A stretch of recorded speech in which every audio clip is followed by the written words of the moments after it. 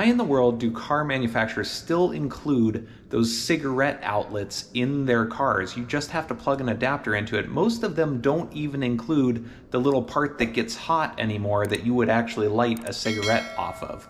I'm not going to condone smoking at all, and especially not in a nice car, but it's weird that they still offer these round receptacle outlets. And on top of that, British cars are weird.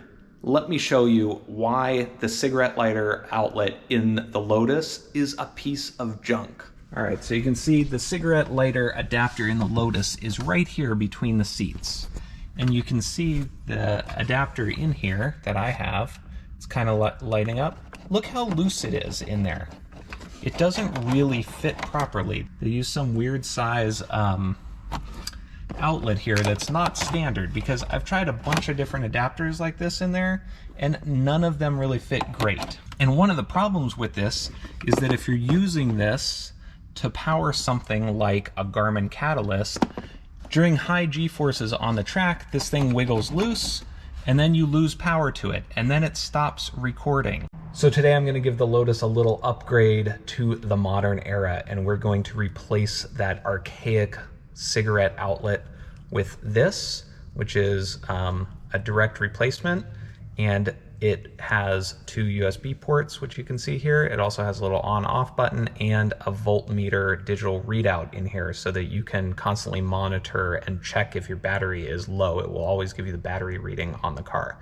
So I think this will simplify things a lot. Then I don't have to worry about that outlet adapter coming loose at the track and then cutting off my power to the various devices that I use to record on-track footage. So easy, simple upgrade. I'm going to show you how to do that right now.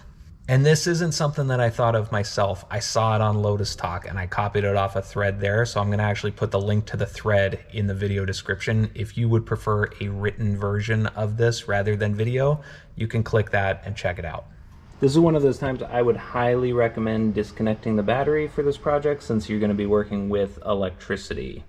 All right, the first thing to do is remove the little screw that is right here in the bottom of the cubby.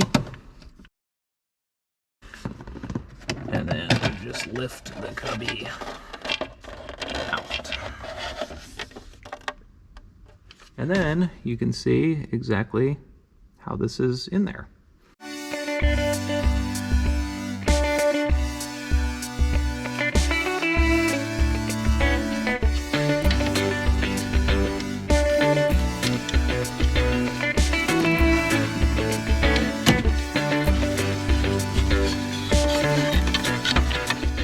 Now you can see the original one right here, and we're just going to pop that out.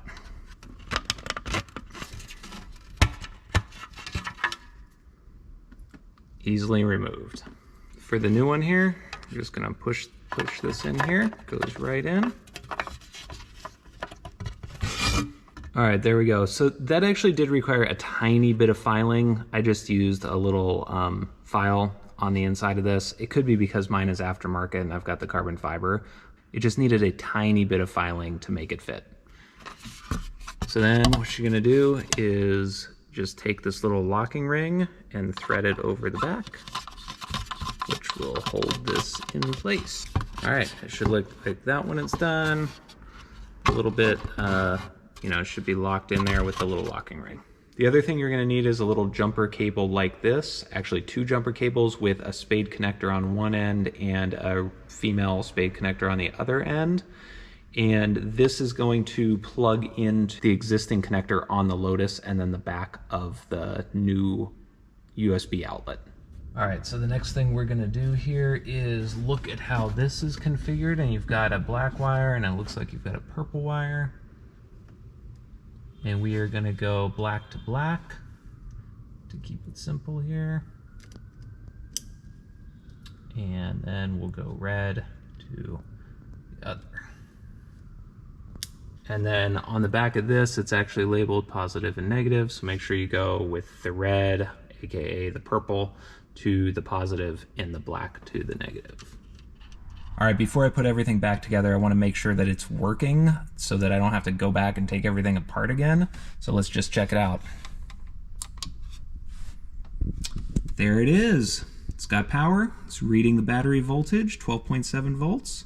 We are in business. So now, knowing that that's all good, I can go ahead and put everything back together.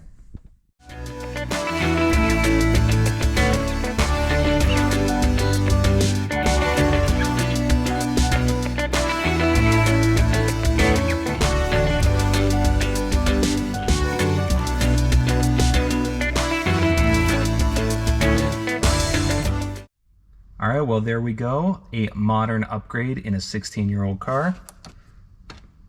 Voltmeter, looking good.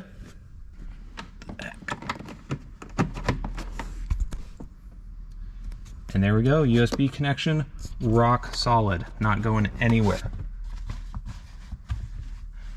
And then that means we can get rid of this stupid thing. So all in all, I think a pretty solid upgrade. It only takes about 10 to 15 minutes really, and anyone can do this, very simple. So there you go, simple DIY mod that anyone can do to upgrade their Lotus into the modern era and give it a little taste of luxury with built-in USB ports.